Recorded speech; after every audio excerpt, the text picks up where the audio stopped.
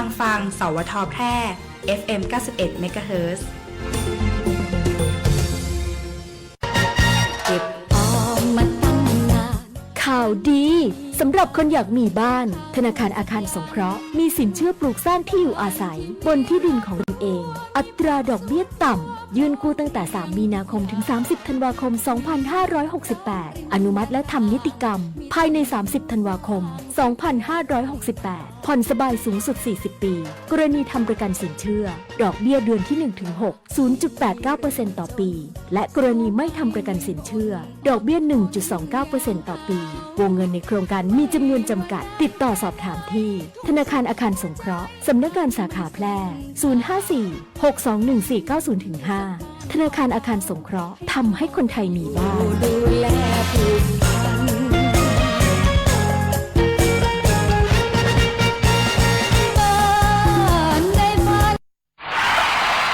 ปัญหาเคลมประกันไม่ได้กรมธรรม์ยังไม่คุ้มครองปัญหาเคลมไม่ได้ผู้ขายประกันไม่นำเงินส่งเข้าบริษัทประกันภัยปัญหาเคลมไม่ได้บริษัทประกันภัยปฏิเสธการจ่ายค่าประกันถ้าไม่อยากให้เกิดปัญหาเหล่านี้ต้องเลือกซื้อประกันภัยกับตัวแทนในหน้าประกันภัยที่มีใบอนุญาตหรือในหน้าประกันภัยที่ได้รับมอบอำนาจจากบริษัทประกันภัยเท่านั้นเลือกความปลอดภัยมั่นใจในกรมธรรม์สำนักงานคณะกรรมการกำกับและส่งเสริมการประกอบธุรกิจประกันภัยสอบถามรายละเอียดเพิ่มเติมได้ที่สายด่วนประกันภัย1186และสำนักงานคปภ.จังหวัดทุกแห่ง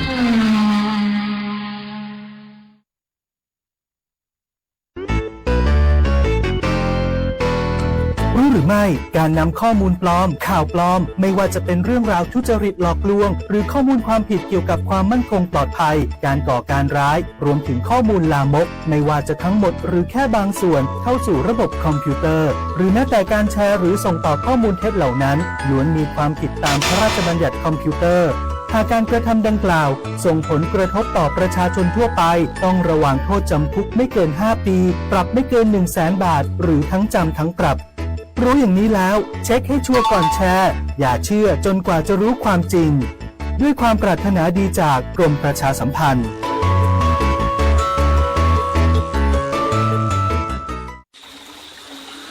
คุณผู้ฟังคะโรคน้ำกัดเท้าและโรคไข้ฉี่หนูเป็นอันตรายนะคะหากมีอาการไข้สูงปวดศีรษะปวดกล้ามเนื้อตาแดงเจ็บคอเบื่ออาหารนี่คืออาการโรคไข้ฉี่หนูค่ะและในช่วงของน้ำท่วมแบบนี้ห้ามเลยนะคะห้ามไปหาปลาห้ามลงเล่นน้ำระวังสัตว์มีพิษงูตะขาบแมงป่องและอย่าลืมตัดกระแสไฟฟ้าอย่าเดินลุยน้ำใกล้กับปลั๊กไฟ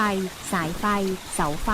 ระวังไฟจะดูดไฟจะรั่วตายสถานเดียวแน่นอนรับมือกับโรคและภัยที่มากับน้ำท่วมด้วยความปรารถนาดีจากสำนักงานประชาสัมพันธ์ที่ 3 กรมประชาสัมพันธ์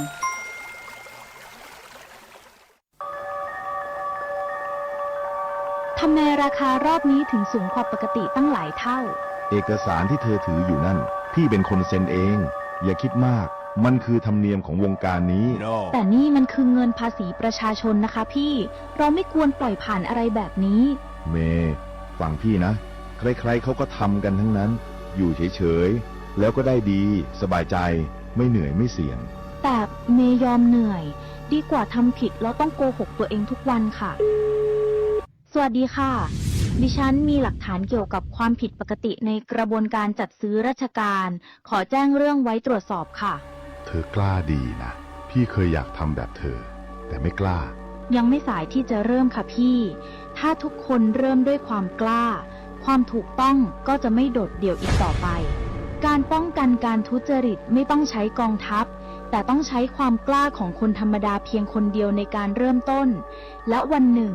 ความกล้านั้นจะเปลี่ยนทั้งระบบได้พบเห็นการทุจริตแจ้งสายด่วนปปชโทร1205สนับสนุนโดยกองทุนปปชและสำนักงานปปชประจำจังหวัดแพร่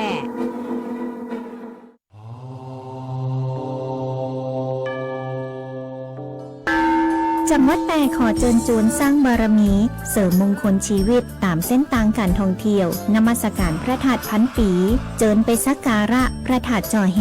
พระธาตุดอยเหล็งพระธาตุสิงหอุตรนครพระธาตุสีจุ้มพระธาตุหลวงใจจ้างกั้มพระธาตุหัวควงพระธาตุปงสนุกพระธาตุพระห่วงพระธาตุปูแจพระธาตุแหลมลี่พระธาตุขวยปูพระธาตุจอมแจ้งพระธาตุเนื่อง พระถาดไหซอย และพระถาดหวยออบอกเลยว่าสายมูบไดิพลาดสักหน่อย ไปเคาะระฆังฮือดังระเบิดฮือชีวิตเฮาสุดบันเจิดปังปังปังสาตุเจ้า แอลแปะแอลมวน ได้ความสุขกูฤดูคนแต่นี่ใจงามเจ้า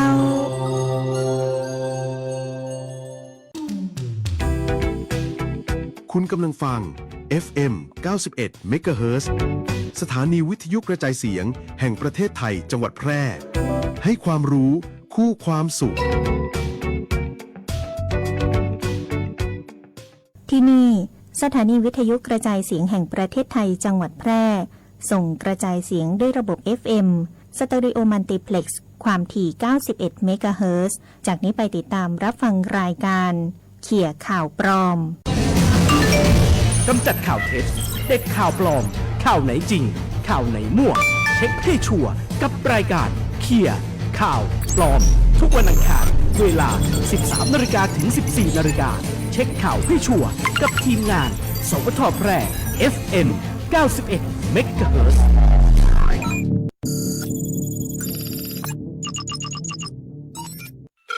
จากนี้ไอนะครับคุณเป็นผู้ต้องสงสัยคดีฟอกเงินนี้ครับจากไปรษณีย์ไทยนะครับพอดีมีพัสดุตกค้างไม่สามารถจ่ายได้9 เล่มพาสปอร์ต12 เล่มโดยติดต่อเจ้าที่เลยด้วยค่ะครับ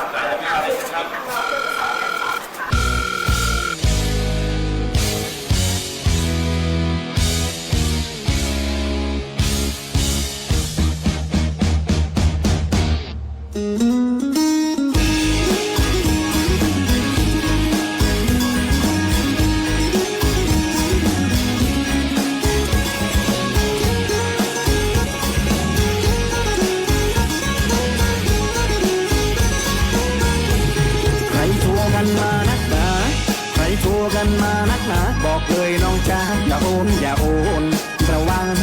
จะโดนพวกมิจฉาชีพหากินแบบใหม่อ้างเป็นตำรวจเจ้าหน้าที่หรือ DSI ตั้งสติเอาไว้อย่าเชื่อใครอย่าโอนอย่าโอนอย่าเชื่อใครอย่าโอนอย่าโอน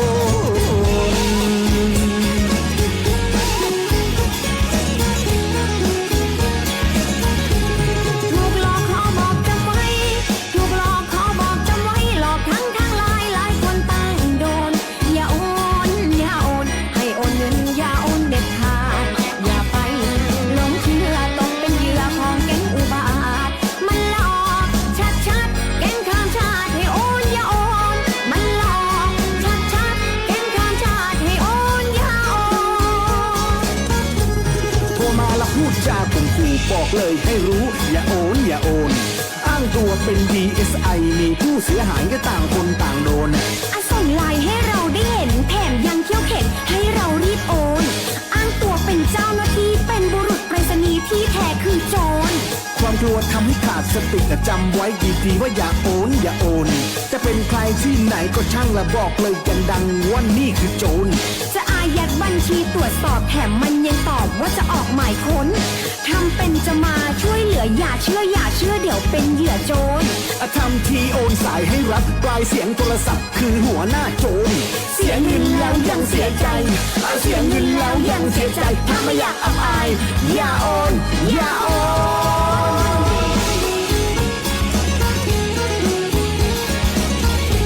จะโอนเงินให้ใครจำไว้จะโอนเงินให้ใครจำไว้ไม่อยากเสียใจอย่าโอนอย่าโอนตอนนี้มีโจรคอเซ็นเตอร์โทรมาแอบอ้างอย่าไปหลงเชื่อตกเป็นเหยื่อช่วยกันระวังไม่อยากเสียตังค์บอกดังๆอย่าโอนอย่าโอนบอกดังๆอย่าโอนอย่าโอน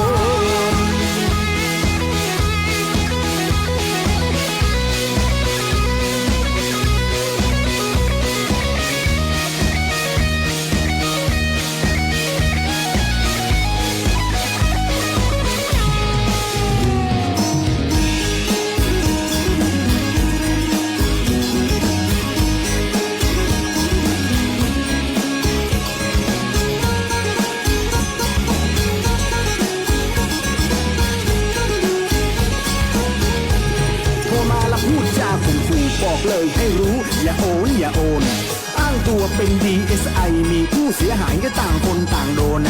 ส่งไลน์ให้เราได้เห็นแถมยังเขี้ยวเข็นให้เรารีบโอนอ้างตัวเป็นเจ้าหน้าที่เป็นบุรุษไปรษณีย์ที่แท้คือโจรความกลัวทำให้ขาดสติแต่จำไว้ดีๆว่าอย่าโอนอย่าโอน จะเป็นใครที่ไหนก็ช่างละบอกเลยอย่างดังว่านี่คือโจรจะอายัดบัญชีตรวจสอบแถมมันยังตอบว่าจะออกหมายค้นทำเป็นจะมาช่วยเหลืออย่าเชื่อเดี๋ยวเป็นเหยื่อโจรทำทีโอนสายให้รัฐปลายเสียงโทรศัพท์คือหัวหน้าโจรเสียเงินแล้วยังเสียใจเสียเงินแล้วยังเสียใจถ้าไม่อยากอับอายอย่าโอนอย่าโอน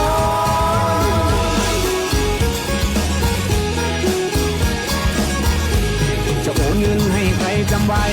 จะโอนเงินให้ใครจำไว้ไม่อยากเสียใจอย่าโอนอย่าโอนตอนนี้มีโจรคอลเซ็นเตอร์โทรมาแอบอ้างอย่าไปหลงเชื่อตกเป็นเหยื่อช่วยกันระวังไม่อยากเสียตังค์บอกดังๆอย่าโอนอย่าโอนบอกดังๆอย่าโอนอย่าโอน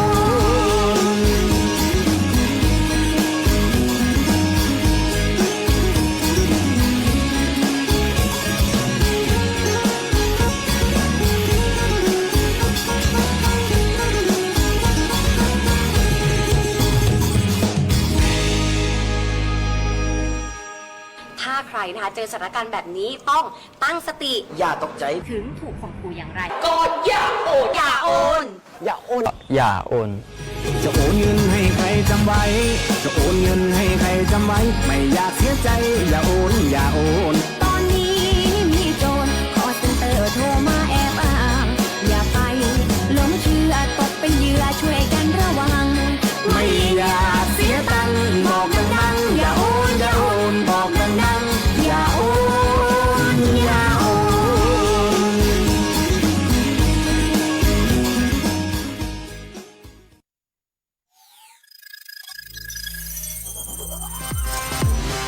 คุณกำลังฟังรายการเคลียร์ข่าวปลอมโดยสถานีวิทยุสวทแพร่ FM 91 เมกะเฮิรตซ์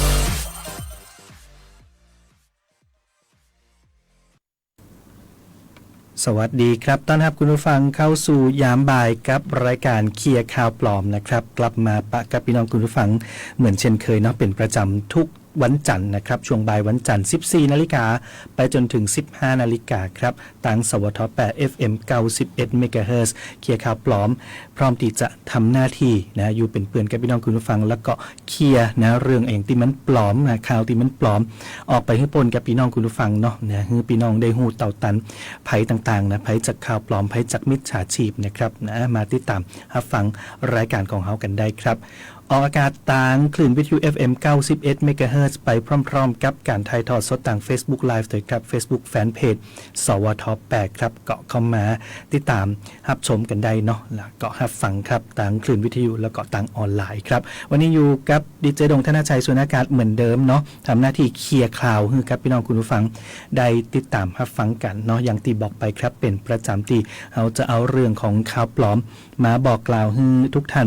ได้ติดตามกันนะเพื่อที่จะได้หูเต่าตันมิจฉาชีพหูเต่าตันภัยจากข่าวปลอมแล้วก็ข่าวสารอื่นๆตัวนะที่เป็นสาระดีมีประโยชน์นะนำมาฝากให้กับพี่น้องคุณผู้ฟังได้รับฟังกันเนาะมาเริ่มกันเลยนะครับสำหรับช่วงแรกนะครับข่าวปลอมนะที่จะต้องเคลียร์กันก่อนนะสำหรับสถานการณ์ชายแดนนะชายแดนไทยกัมพูชาเนี่ยนะก็ยังมีข่าวปลอมนะปล่อยออกมาอยู่เรื่อยๆเลยนะครับพบเห็นได้ทางสื่อออนไลน์เนาะข่าวนี้นะเป็นบอกว่าจากสถานการณ์การสู้รบกันเนี่ยเนาะนะฮะฝ่ายไทยเนี่ยกลายเป็นว่าไปใจอาวุธยิงไปโดนปราสาทพระวิหารเกิดความเสียหายนะครับวันนี้ออกมาเป็นข่าวปลอมเนาะออกตั้งฝ่ายใดก็น่าจะหู้กันนะครับก็เป็นกรณีที่ต่างด้านฝ่ายกัมพูชานะได้มีการกล่าวอ้างผ่านสื่อของต่างประเทศนะครับบอกว่าต่างฝ่ายไทยเนี่ยได้มีการใจอาวุธยิงสนับสนุนปฏิบัติการทางทหารจนส่งผลให้ปราสาทพระวิหารเนี่ยนะครับที่ตอนนี้ตกไปเป็นกรรมสิทธิ์เนาะของทางฝั่งกัมพูชาปุ่นนะเป็นบอกว่าปราสาทพระวิหารเนี่ยได้รับความเสียหายในช่วงการสู้รบที่ผ่านมา เรื่องนี้ครับทางทีมโฆษกกองทัพบกนะครับมายืนยันนะว่าเป็นข่าวปลอมนะว่าเป็นความจริงแต่อย่างใดซึ่งการปฏิบัติการของทหารไทยเนี่ยนะครับกองกำลังไทยมีเป้าหมายอย่างชัดเจนในการตอบโต้ต่อกองกำลังทหารฝ่ายกัมพูชาบ่ได้มีการมุ่งเป้าไปยังพื้นที่พลเรือนหรือสถานที่อื่นๆนะที่บ่เกี่ยวข้องกับการปฏิบัติการทางทหารซึ่งพื้นที่บริเวณปราสาทพระวิหารเนี่ยบ่ได้อยู่ในแนวทิศทางของการใช้อาวุธของฝ่ายไทยเลยนะครับนะก็ยืนยันเลยนะครับว่าทางฝ่ายไทยเนี่ยบ่ได้มีการมุ่งเป้าเนาะไปที่พื้นที่ของพลเรือนพื้นที่โบราณสถานหรือว่าพื้นที่ที่บ่ใช่พื้นที่ของทหารนะครับมุ่งแต่การตอบโต้ไปยังฝ่ายทหารอย่างเดียวต่ออันนะครับเพราะฉะนั้นแล้วบ่ได้มีความเสียหายอย่างเกิดขึ้นเนาะจากทางฝ่ายไทยนะครับกับปราสาทพระวิหารกองทัพบกยืนยันแล้วนะครับว่าเป็นข่าวปลอมส่วนแหมเรื่องหนึ่งนะครับพอมีการสู้รบกันขึ้นมาเนี่ยก็เนี่ยคือเกิดการเดินทางเนาะเดินทางจากพื้นที่นะครับฝั่งประเทศไทยนะแรงงานกัมพูชาชาวกัมพูชาก็อพยพกลับประเทศเนาะในขณะที่คนไทยที่อยู่ตรงปุ่นนะก็มีการเดินทางกลับประเทศตัวเหมือนกันนะแต่บางส่วนนะครับบางส่วนที่มีการไปเกี่ยวข้องนะครับเรื่องของอาชญากรรมออนไลน์เนี่ยแก๊ง call center ต่างๆนะหรือว่าคนที่เปิดบัญชีม้าเนี่ยครับก็มีข่าวออกมาแหมนะครับว่าพบคนไทยติดไปเปิดบัญชีม้านะครับที่กัมพูชาเนี่ยลักลอบกลับเข้าประเทศเฮานะต่างด่านชายแดนจันทบุรีนะครับหลังจากตีตั้งฝั่งสระแก้วเนี่ยด่านของสระแก้วเนี่ยปิดไปแล้ว 100% นะก็เลยมีการลักลอบกลับเข้ามาทางจันทบุรีแทนนะครับ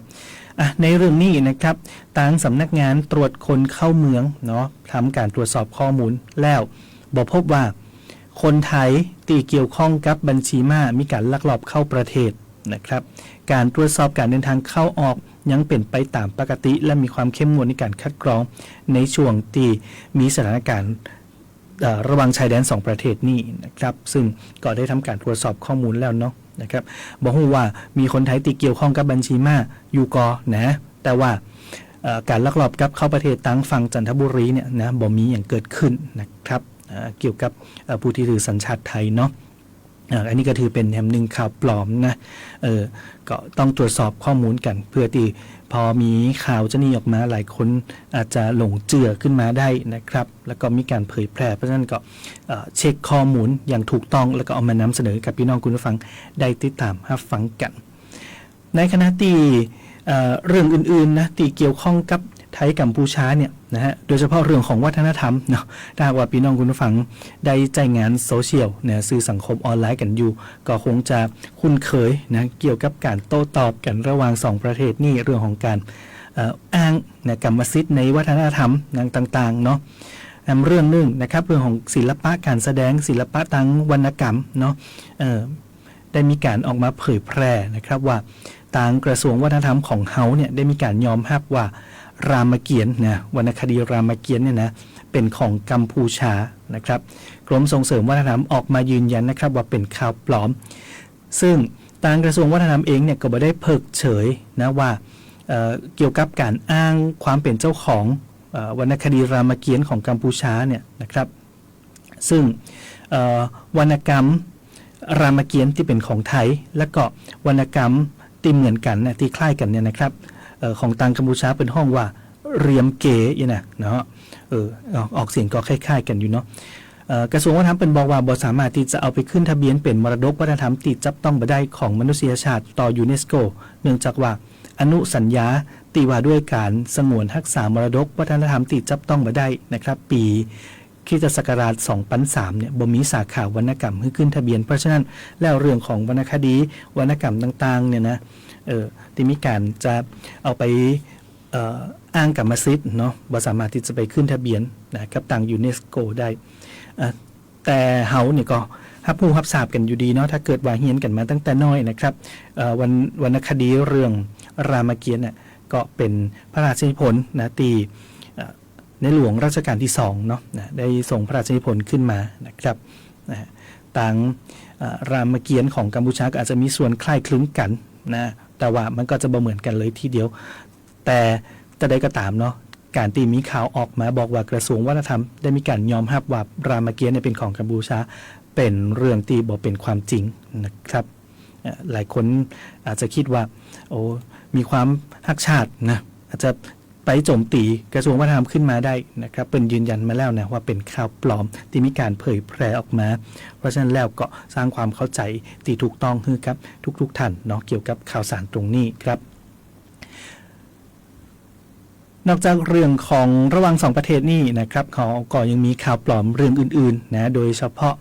การตีมิจฉาชีพหลอกลวงคือมีการติดต่อผ่านทางออนไลน์นะครับมีการแอบอ้างหน่วยงานนั่นหน่วยงานนี่นะครับแล้วก็คือมาติดต่อช่องทางออนไลน์การไฟฟ้าส่วนภูมิภาคก็เป็นหน่วยงานหนึ่งเนาะที่มีการเอาชื่อไปอ้างนะครับเปิ้นได้มีการเชิญชวนให้ไปกดติดตามไลน์ของการไฟฟ้าส่วนภูมิภาคโดยใจจื่อ ID ไลน์นะครับว่า KOA 290เนี่ยนะครับการไฟฟ้าส่วนภูมิภาคออกมายืนยันครับว่าบ่มีส่วนเกี่ยวข้องกับไลน์ดังกล่าวนะครับไลน์ ID ที่ชื่อว่า KOA 290เนี่ยนะขอให้ผู้ใช้ไฟฟ้าถ้าไปป้าไปหัน ID นี่อย่าหลงเชื่อเข้าไปกดติดตามหรือว่าติดต่อสื่อสารกับไลน์นี่เป็นอันขาดนะครับเพราะว่าเป็นผู้แอบอ้างหรือมีการแอดเพิ่มเพื่อน ID ไลน์ดังกล่าวซึ่งอาจจะถูกหลอกให้ลงทะเบียนทำธุรกรรมต่างๆได้รวมไปถึงการได้รับข้อมูลข่าวสารที่บ่เป็นความจริงทั้งนี้การไฟฟ้าส่วนภูมิภาคนะครับถ้าหากว่าใครจะติดต่อต่างบัญชีออนไลน์เนี่ยนะต่างไลน์ตัวนะครับเป็นมีบัญชีทั้งการของไลน์เนี่ยเพียงบัญชีเดียวนั่นก็คือ PEA Thailand นะครับสามารถที่จะเข้าไปดูกันได้นะครับเป็นเครื่องหมาย@ PEA แล้วก็พิมพ์ Thailand ต่อใต้เนาะแล้วก็จะมีตราสัญลักษณ์ที่เป็นรูปเหมือนโล่เนาะนะฮะเป็นสีเขียวๆเนี่ยซึ่งเป็นเครื่องหมายที่ได้รับการยืนยันจากทางแอปพลิเคชันไลน์แล้วว่าบัญชีนี้คือบัญชีทางการที่ถูกต้องนะครับต้องมีโล่สีเขียวการันตีนะถ้าหากว่ามีอันนี้ปุ๊บนะก็สามารถที่จะเชื่อถือได้นะครับต้องมีโล่สีเขียวตัวอันตัวถ้าหากว่าไปป้าไปหันอย่างอื่นก็ถือว่าเป็นไลฟ์ปลอมทั้งสิ้นก็จะได้ข้อมูลปลอมๆเนาะข้อมูลปลอมๆแล้วก็อาจจะถูกหลอกคือทำธุรกรรมสูญเสียข้อมูลสูญเสียทรัพย์สินกันเข้ามาได้นะครับอันนี้ก็เป็นช่องทางการติดต่อสื่อสารของทางการไฟฟ้าส่วนภูมิภาคที่มีการแอบอ้างนั่นเองนะครับตรวจสอบข้อมูลให้พี่น้องเรียบร้อยแล้วครับสำหรับใครที่จะหางานเนาะการใช้ทางออนไลน์นะครับก็เป็นช่องทางหนึ่งเนาะสำหรับการที่จะหางานทำนะครับแล้วก็สะดวกรวดเร็วกันตัวก็มีหลายๆเพจเกิดขึ้นเนาะอ้างรับสมัครงานนะครับต้องการคนทำงานก็ดูข้อมูลกันให้ดีตัวก็มีแห่งหนึ่งเพจที่จะเอามาเตือนพี่น้องคุณผู้ฟังนะครับเป็นเพจที่มีชื่อว่าบ้านนี้มีงานทำอย่างนั้นนะบ้านนี้มีงานทำเป็นบอกว่าอยู่ภายใต้การดูแลของกรมการจัดหางานเปิดรับสมัครงานให้ไปแพ็คของนะครับถ้าหากว่ากำลังมองหางานใหม่นะหรือว่าอาจจะเป็นการทำงานเสริมทำขั้นเวลาเนาะนะครับหารายได้เสริมตรงเนี้ยก็ต้องระวังตัวว่าอาจจะมีมิจฉาชีพที่สร้างเพจปลอมขึ้นมาหลอกลวงโดยการแอบอ้างหน่วยงานภาครัฐหน่วยงานราชการนะครับกรณีตีบอกว่าเพจบ้านนี้มีงานทำรับสมัครแพ็คของนะซึ่งอยู่ภายใต้การดูแลของกรมการจัดหางานอันนี้เป็นเพจปลอมนะครับเนื่องจากกรมการจัดหางานกระทรวงแรงงานทำการชี้แจงครับว่าเพจดังกล่าวเป็นเพจปลอมไม่ได้มีส่วนเกี่ยวข้องนะหรือว่ามาจากส่วนราชการต่างๆของกรมการจัดหางานบอกว่าจะเป็นหน่วยงานในส่วนกลางหน่วยงานส่วนภูมิภาคเป็นไม่ได้จัดทำเพจนี้ขึ้นมานะครับแล้วก็เพจนี้เนี่ยยังมีการแอบอ้างใจโลโก้ของกรมการจัดหางานนะใจตราสัญลักษณ์ของกรมการจัดหางานเอามาไว้ตีหน้าเพจ Facebook โดยบ่ได้รับอนุญาตตัวเนาะกระทั่งนี้ก็เพื่อเอาหูปม้าใจเพื่อสร้างความน่าเชื่อถือเนาะเป็นการที่เอามาใจโดยบ่ได้รับอนุญาตซึ่งถ้าว่าพี่น้องคุณผู้ฟังไปพบเห็นเพจดังกล่าว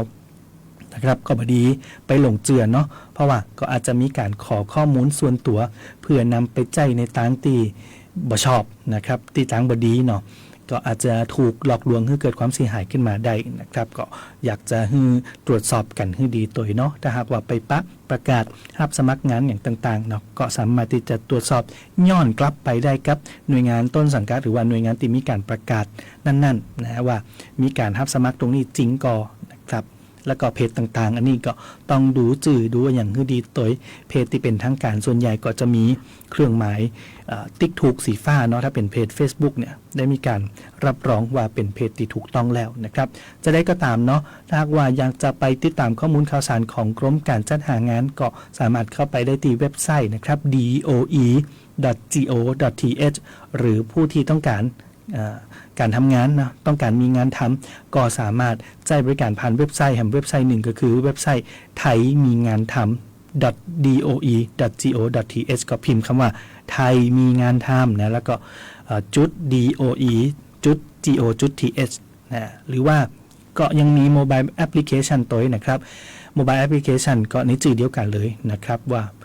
ไทยมีงานทำนะก็ต้องตรวจสอบช่องทางการรับสมัครงานตัวดีบดีก็จะเป็นมิจฉาชีพมาหลอกลวงตัวเหมือนกัน นอกจากการทำงานในประเทศแล้วนะครับการทำงานต่างประเทศหลายท่านก็สนใจอยู่นะมีคนสนใจที่จะไปทำงานต่างประเทศเพื่อที่จะได้มีรายได้หนักขึ้นเนาะอันนี้ก็ต้องเป็นแห่งหนึ่งเรื่องนะที่จะต้องมีการพิจารณานะช่องทางที่ถูกต้องกันตัวนะครับก็เป็นแฮมหนึ่งเพจเหมือนกันนะที่มีการแชร์ว่าเชิญชวนให้ไปทำงานออสเตรเลียนะที่ประเทศออสเตรเลียแบบถูกกฎหมายรับรองโดยกรมแรงงานอีนะเป็นจังหวัดจื่อกรมแรงงานเลยนะคือติดต่อเพจที่ชื่อว่า Foreign Agency 002จื่อเป็นภาษาอังกฤษนะครับบริษัทที่มีการอ้างดังกล่าวเนี่ยนะครับ Foreign Agency 002เนี่ยบ่ได้เป็นบริษัทจัดหางานนะครับที่จะหาคนทำงานเพื่อไปทำงานในต่างประเทศนะบ่ใจบริษัทที่ได้จดทะเบียนกับกรมการจัดหางานเป็นการโฆษณาโดยบริษัทอนุญาตนะในการหาคนไปทำงานต่างประเทศซึ่งถ้าหากว่าไปหานี่กรมการจัดหางานเป็นบอกว่าอย่าหลงเชื่อเพจดังกล่าวเนาะไปทำงานต่างประเทศก็มีความเสี่ยงนะครับที่อาจจะถูกหลอกหรือว่าไปถึงแล้วเนี่ยได้รับสวัสดิการหรือว่าการดูแลแรงงานที่บ่ดีนะครับเจ็บป่วยหรือว่าเป็นอะไรอย่างขึ้นมาเนี่ยนะครับมันก็จะบ่มีหน่วยงานไหนที่จะมาช่วยเหลือได้อย่างทันท่วงทีเนาะนะครับถ้าหากว่าทำงานอย่างถูกต้องนะทางรัฐบาลของประเทศนั่นๆนะเปิ่นก็จะดูแลตัวแล้วก็ทางฝั่งของไทยเฮาก็จะดูแลตัวเหมือนกันเนาะดังนั้นแล้วผู้ที่สนใจจะทำงานต่างประเทศก็ขอให้ตรวจสอบข้อมูลของบริษัทจัดหางานให้รอบขอบก่อนเนาะเป็นบอกมาจะนี่นะครับก็เพื่อที่จะป้องกันการถูกหลอกลวงจากกลุ่มมิจฉาชีพโดยสามารถสอบถามข้อมูลได้ที่สำนักงานจัดหางานจังหวัดทุกจังหวัดเลยเป็นมีข้อมูลตรงนี้อยู่เนาะเรื่องของการทำงานบอกว่าจะทั้งในประเทศหรือว่าจะไปต่างประเทศหรือว่าไปตรวจสอบข้อมูลกันได้ครับติดกล่องทะเบียนจัดหางานกลางและคุ้มครองค้นหางานหมายเลขโทรศัพท์02 248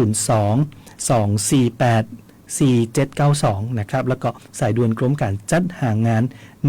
1694นะอันนี้ก็ต้องบอกว่าอย่าพึงหลงเชื่ออย่าปักใจเชื่อนะว่าไปที่นี่นะต้องมีเงินดีมีงานดีๆรออยู่ถ้าหากว่ายังบ่ได้ตรวจสอบข้อมูลที่ถูกต้องก็อาจจะเป็นฝันร้ายนะฝันให้ของเฮาก็ได้นะครับที่จะไปทำงานต่างประเทศนั่นเองนะก็ตรวจสอบข้อมูลเรื่องของข่าวปลอมมาบอกกล่าวให้กับพี่น้องคุณผู้ฟังได้ฮู้เต่าตันแล้วก็รับทราบกันก่อนเนาะสำหรับช่วงแรกของรายการเคลียร์ข่าวปลอมครับขออนุญาตไปพักกันนะสักคำหนึ่งก่อนเนาะแล้วก็ช่วงหน้ามีข้อมูลข่าวสารอื่นๆให้ได้ติดตามกันต่อครับ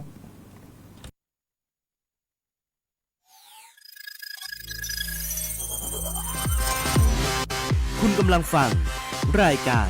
เคลียร์ข่าวปลอมโดยสถานีวิทยุสวทแพร่ FM 91 เมกะเฮิรตซ์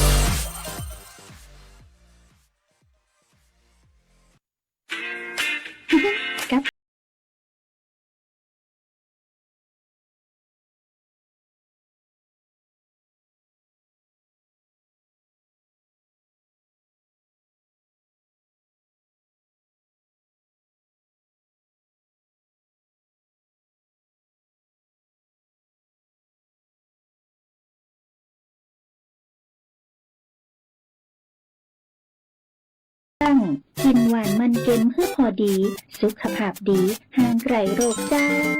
ด้วยความห่วงใยสำนักงานประชาสัมพันธ์ตี3กรมประชาสัมพันธ์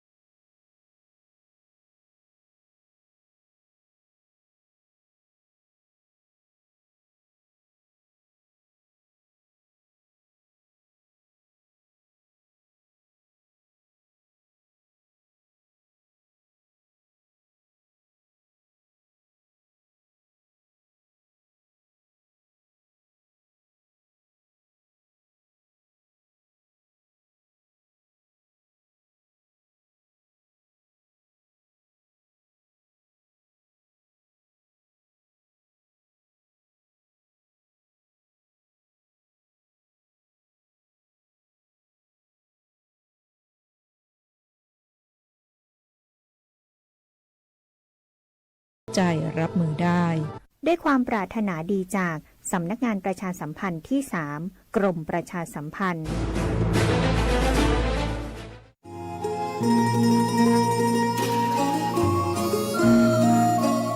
ปีนานการยางเปิ่นนี้สวัสดิการอันหยังให้เกษตรกรสวนยางบ้านเฮาของเจ้า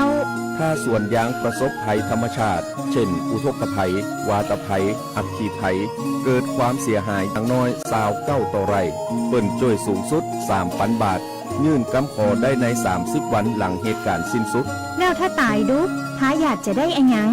ท้าญาติได้ 30,000 บาท แต่ต้องยื่นกำขอภายใน90วันเนออ๋อแล้วเปิ้นมีเงินกู้ให้เกษตรกรของก็เจ้ามีเงินกู้สำหรับบรรเทาความเดือดร้อนสวนที่ประสบภัยกรณีรักษาพยาบาลตัวเก่าหรือเงินกู้เพื่ออาชีพเสริมก็มีน่าสนใจขนาดเจ้าถ้าน้องอยากจะขอรับสวัสดิการน้องจะต้องญาติจะใดโทรไปหาสำนักงานการยางแห่งประเทศไทยจังหวัดแพร่054 069 605 ได้เลยเน้อ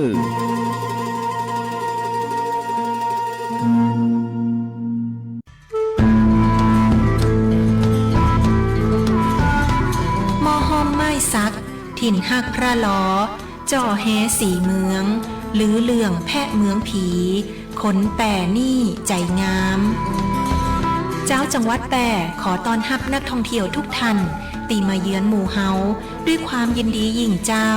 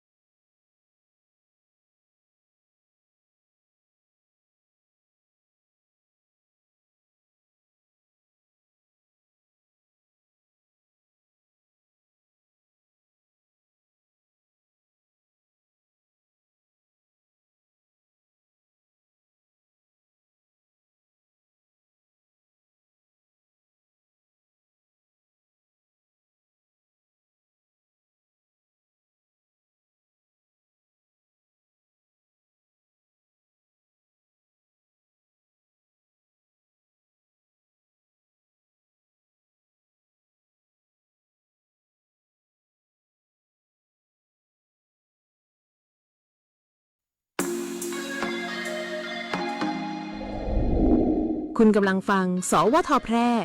FM 91 MHz ให้ความรู้คู่ความสุข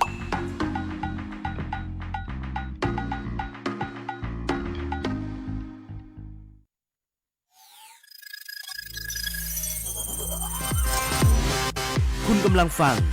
รายการเคลียร์ข่าวปลอมโดยสถานีวิทยุสวทแพร่ FM 91 MHzกลับมากับเคลียร์ข่าวปลอมนะครับช่วงนี้มาติดตามข้อมูลข่าวสารกันต่อเนาะเคลียร์ข่าวปลอมก็ยังมีเรื่องราวอื่นๆให้ได้ติดตามกันนะครับนะก็เป็นข้อมูลตีเชื่อว่ามีประโยชน์กับพี่น้องคุณผู้ฟังเนาะก็เอามาฝากกันครับช่วงนี้ถ้าได้ติดตามกันอยู่เนาะเรื่องก็เกี่ยวข้องกับมิจฉาชีพอยู่เหมือนกันนะแต่กลายว่าเป็นผู้ตีอาจจะบ่มีความเกี่ยวข้องนะกลายเป็นว่าได้รับผลกระทบเนาะจาก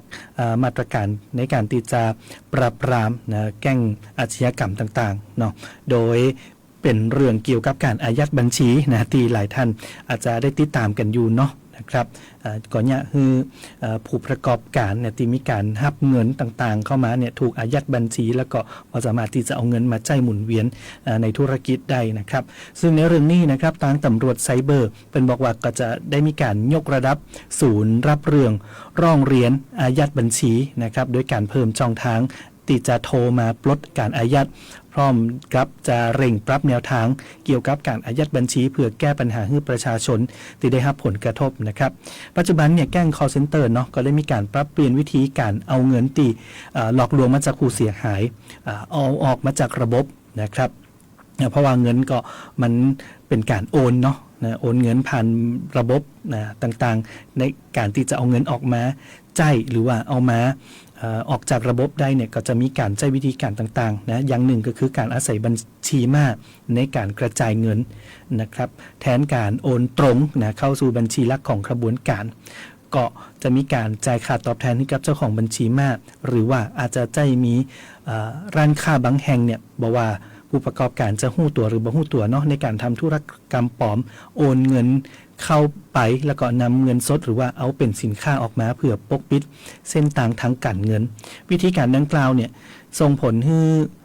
เจ้าหน้าที่เวลาติดตามเงินให้กับผู้เสียหายเนี่ยก็จะได้ยากขึ้นครับแล้วก็มีความเสี่ยงตัวเนาะที่พี่น้องประชาชนทั่วไปหรือว่าผู้ประกอบการบางรายจะถูกหลอกหรือเข้าไปเกี่ยวข้องกับวงจรการฟอกเงินโดยบ่ฮู้ตัวซึ่งท้ายที่สุดแล้วก็อย่างที่ได้หันไปนะก็คือมีความเสี่ยงเนาะที่จะถูกอายัดบัญชีโดยบ่ฮู้ตัวนะจนบ่สามารถที่จะเอาเงินออกมาจ่ายได้ถึงแม้ว่าจะบ่เกี่ยวข้องกับขบวนการอาชญากรรมโดยตรงในเรื่องนี้นะครับทางผู้บัญชาการสอทนะครับนะพลตำรวจโทไตรรงค์ผิวพันธ์นะก็คือตำรวจไซเบอร์เนี่ยเนาะเป็นบอกว่า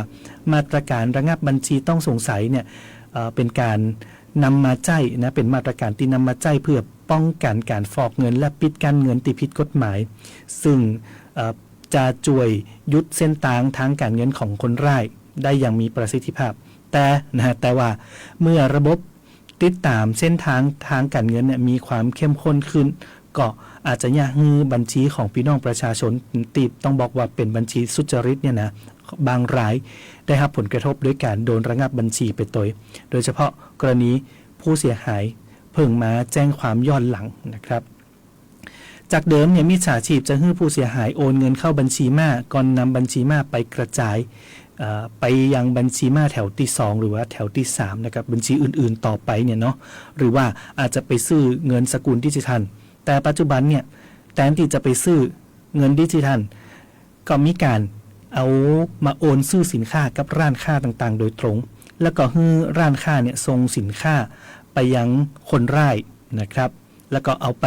อย่างบ่ฮู้นะจนกลายมาเป็นเงินนะอาจจะไปขายต่อหรือว่าเล่นแร่แปรธาตุเองต่างๆเนาะสุดท้ายแล้วกลับออกมาเป็นเงินซึ่งอันเนี้ยถือว่าเป็นรูปแบบหนึ่งนะในการฟอกเงิน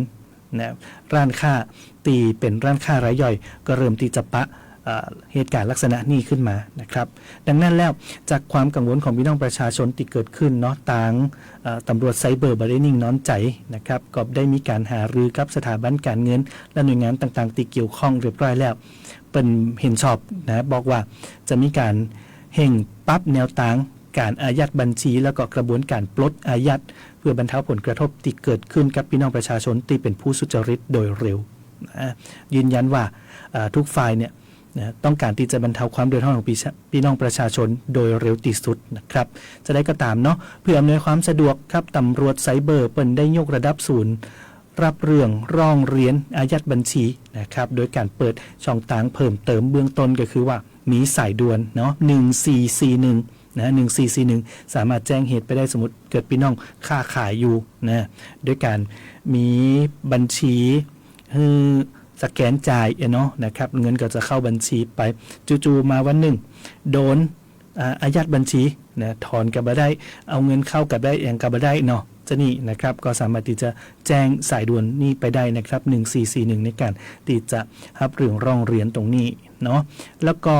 มีเบอร์เฉพาะโดยตรงเลยสำหรับการตรวจสอบและปลดอายัดบัญชีโดยเฉพาะนะเบอร์ตรงก็คือ0954257478นะครับ0954257478แล้วก็0610322914นะครับอันนี้เป็นเบอร์ที่เปิ้นได้มีการเปิดให้บริการแจ้งเรื่องกันเข้ามาเนาะจากทางตำรวจไซเบอร์นะครับก็นอกจากที่จะต้องทำงานในการปราบปรามอาชญากรรมแล้วนะครับก็จะต้องบ่ให้พี่น้องประชาชนผู้บริสุทธิ์ได้รับผลกระทบไปตัวนั่นเองนะครับเรื่องของการอายัดบัญชีเนาะป้องกันการฟอกเงินครับมาตีโครงการหลายคนรอคอยนะครับก็คือคนละเกิงเนี่ยนะคนละเกิงของรัฐบาลนายกอนุทินนะเป็นบอกว่าคาดว่าจะมีการเริ่มจ่ายได้ในเดือนตุลาคมนี้นะผ่านแอปพลิเคชันเป่าตังนะครับเหมือนเดิมเนาะเอาใจเป่าตังกันมาเนาะหลังจากที่นายอนุทินชาญวีรกูลนายกรัฐมนตรีเนาะได้มีการรับสนองพระบรมราชโองการพระบาทสมเด็จพระเจ้าอยู่หัวทรงพระกรุณาโปรดเกล้าโปรดกระหม่อมแต่งตั้งให้ดำรงตำแหน่งนายกรัฐมนตรีเมื่อวันที่7 กันยายนที่ผ่านมานะครับมีการแถลงข่าวต่อสื่อมวลชนโดยได้การที่จะดำเนินภารกิจเร่งด่วน4ด้านนะครับก็มีทั้งเรื่องด้านเศรษฐกิจด้านความมั่นคงด้านภัยธรรมชาติแล้วก็ภัยสังคมสำหรับด้านเศรษฐกิจนั่นนายกอนุทินบอกว่ารัฐบาลจะดำเนินมาตรการลดรายจ่ายการครองชีพการพลังงานการเดินทางการขนส่งกับพี่น้องประชาชนครับแก้ปัญหาหนี้สินให้กับเกษตรกรผู้มีรายได้น้อยนะแล้วก็เพิ่มรายได้ให้กับประชาชนและก็ชุมชนท้องถิ่นโดยจะมีการสานต่อโครงการคนละเกิงนะฮะก็เป็นหนึ่งนโยบายกระตุ้นเศรษฐกิจของนายกอนุทินตัวเหมือนกันนะครับนายกเป็นยังบอกแหมครับว่าจากการหารือร่วมกันหลายฝ่ายตีเกี่ยวข้องในการนำโครงการคนละเกิงมาจ่ายเนี่ยเปิ้นก็เห็นด้วยกันนะว่าแม้เป็นโครงการเดิมแต่เป็นสิ่งที่ดีก็สามารถนำมาจ่ายได้นะเอานำกลับมาจ่ายได้ใหม่จากการพูดคุยกับกระทรวงการคลังแล้วนะเปิ้นก็ได้มีการเสนอให้จ่ายอัตรา60-40นะครับ60-40สำหรับผู้เสียภาษีแต่โดยรวมพี่น้องประชาชนได้ประโยชน์ประเทศชาติได้ประโยชน์นะถ้าหากว่าจ่ายอัตราดังกล่าวกับผู้เสียภาษีก็จะเนี่ยเหมือนดึงดูดนะเหมือนดึงดูดคนที่เข้ามาในระบบภาษีนักขึ้นนะประเทศของเขาก็จะมีรายได้เพิ่มนักขึ้นโดยนอกจากการเสียภาษีนั่นเองเพื่อให้การเดินหน้าครับเคลื่อนนโยบายด้านเศรษฐกิจเป็นไปอย่างมีประสิทธิภาพสามารถเดินหน้าได้ทันทีจึงได้มีการเตรียมทีมเศรษฐกิจแล้วก็วางแนวทางการดำเนินงานเอาไว้ครับโดยนายเอกนิติธันประภาสว่าที่รองนายกรัฐมนตรีและรัฐมนตรีว่าการกระทรวงการคลังบอกว่าโครงการคนละเกิงเนี่ยนะรอบใหม่จะบ่ใจเป็นเพียงการกระตุ้นการใช้จ่ายชั่วคราวแต่เป้าหมายระยะยาวก็คือการวางรากฐานทางเศรษฐกิจและสร้างความมั่นคงยั่งยืนนะครับในการบริหารการคลังของประเทศที่สำคัญก็คือต้องการให้โครงการเนี่ยตอบโจทย์พี่น้องประชาชนนะครับตอบโจทย์กับประเทศโดยบ่ใจเป็นแค่การแจกเงินแต่เป็นการสร้างแรงจูงใจให้คนอยู่ในระบบภาษีและกระตุ้นการใช้จ่ายที่ยั่งยืนส่วนหลักเกณฑ์เนาะหลักเกณฑ์สำหรับผู้ที่ได้รับสิทธิโครงการคนละเกิงรอบใหม่นี้นะครับทางปลัดกระทรวงการคลังนายลวรนแสงสนิทเป็นบอกว่าจะมีการแบ่งสิทธิ์ออกเป็น2กลุ่มใหญ่ๆก็คือผู้ที่เสียภาษีเงินได้บุคคลธรรมดาเนี่ยซึ่งตอนนี้ทางประเทศเนาะอยู่ตีประมาณ11 ล้านคนนะครับอันนี้ไขตีอยู่ในระบบภาษีนะมีจื่ออยู่ในระบบภาษีแล้วจะได้รับสิทธิพิเศษนะครับก็คือว่า รัฐจะจ่ายให้ 60% นะจากปกติแต่เดิมเนาะคนละเกิงจือกระบอกอยู่แล้วนะครับคนละเกิงก็คือ50-50แต่มาเตือนนี่นะครับใครที่เป็นผู้เสียภาษีเงินได้บุคคลธรรมดาต่างรัฐจะออกให้ 60% นะครับแล้วก็จ่ายเองแหม 40% หรือว่า 60-40 นั่นเองส่วนประชาชนทั่วไปครับและก็ผู้ที่ถือบัตรสวัสดิการแห่งรัฐก็จะได้รับสิทธิ์แบบเดิมก็คือ 50-50 นะครับต่างภาครัฐจ่ายให้50แล้วก็ออกเองแหม 50 นะครับหลักเกณฑ์โครงการนี้ก็ยังคงใกล้เคียงกับโครงการคนละเกิงแบบเดิมอยู่นะครับนะหลักเกณฑ์จะคล้ายเดิมเนาะประมาณ 80-90% เพื่อบ่ให้พี่น้องประชาชนสับสนแต่จะมีการเพิ่มกลยุทธ์ใหม่เนาะอย่างที่บอกไปก็คือมีเข้ามาสำหรับผู้ที่เสียภาษีก็คือ 60-40 นั่นเองก็ทั้งนี้พอเขาเป็นคนเสียภาษีเนาะรัฐเอาโครงการเอาเงินจากภาษีเนี่ยไปซัพพอร์ตโครงการนี้นะครับไปสนับสนุนโครงการนี้ก็จะต้องตอบแทนกลับมาคือผู้เสียภาษีนะก็คือจะจ่ายให้เฮาหนักขึ้นนะครับก็คือ 60% ก็จะเป็นการเพิ่มแรงจูงใจและการย่างให้โครงการมีความน่าสนใจหนักขึ้นแต่ก็ยังอยู่ระหว่างการออกแบบรายละเอียดอยู่นะครับแต่หลักการสำคัญก็คือรักษาความต่อเนื่องของโครงการเดิมเนาะแล้วก็จะมีการใช้งานแอปพลิเคชันเป่าตังเหมือนเช่นเดิมนะส่วนรายละเอียดต่างๆอย่างเช่นประเภทสินค้าที่เข้าร่วมวงเงินต่อคนระยะเวลาของโครงการเนี่ยนะฮะก็จะอยู่ตีรัฐบาลจะได้มีความเห็นชอบคือความเห็นชอบตรงนี้นะครับผู้ที่เคยยืนยันตัวตนแล้วก็สามารถที่จะใช้งานต่อได้ทันทีส่วนร้านค้าเนี่ยก็อาจจะต้องมีการเปิดลงทะเบียนเพิ่มเติมเนาะยืนยันว่าเรื่องของด้านเทคนิคเนี่ยยังบ่มีปัญหาต่อใดสำหรับกรอบงบประมาณเบื้องต้นนะครับหากโครงการเริ่มต้นในเดือนตุลาคม 2568 นี่ก็จะมีการใช้เงินจากงบประมาณของปีงบประมาณ 2569 นะครับภายใต้กรอบเกี่ยวกับงบกระตุ้นเศรษฐกิจวงเงิน 25,000 ล้านบาทหากมีความจำเป็นขยายวงเงินหรือต้องเพิ่มจำนวนผู้ที่จะได้รับสิทธิ์เข้าร่วมโครงการก็อาจจะมีการพิจารณาเอางบกลางจากรายการอื่นๆมาสนับสนุนได้นะครับแม้ว่าจะใช้งบประมาณจำนวนมากในการช่วยกระตุ้นเศรษฐกิจแต่นะครับรัฐบาลก็จะต้องมีการจัดลำดับความสำคัญให้ชัดเจนตัวเนาะว่าเงินกระตุ้นเศรษฐกิจตรงนี้ควรจะนำไปใช้ในด้านใดเพื่อให้เกิดผลคุ้มค่าอย่างสูงสุดนะครับซึ่งโครงการคนละเกิงเองเนาะนะพี่น้องหลายคนยอมรับนะว่าเป็นโครงการที่ช่วยกระตุ้นได้ดีนะครับนะเป็นสิ่งที่ต้องการเนาะก็อาจจะสร้างความมั่นใจได้นะว่าจะสามารถช่วยกระตุ้นเศรษฐกิจกันได้นะครับก็รอดูเนาะว่าแฮมเกินเดือนกันยานะว่าจะเตรียมการได้ตันก่อนเนาะสำหรับการใช้งานคนละเกิงในช่วงตุลาคม 2568 นี้นะครับก็รอดูรายละเอียดต่างๆเพิ่มเติมจากทางรัฐบาลนายกอนุทินนั่นเองนะครับเอาละครับหมดเวลาแล้วสำหรับเคลียร์ข่าวปลอมช่วงบ่ายของวันจันทร์ที่ 15 กันยายน 2568 ในวันนี้นะครับขออนุญาตจากลาพี่น้องคุณฟังกันไปก่อนเนาะปะกับรายการของเฮากันได้ไหมในวันจันทร์หน้าวันนี้ดีเจดงลาคุณฟังไปก่อนสวัสดีครับ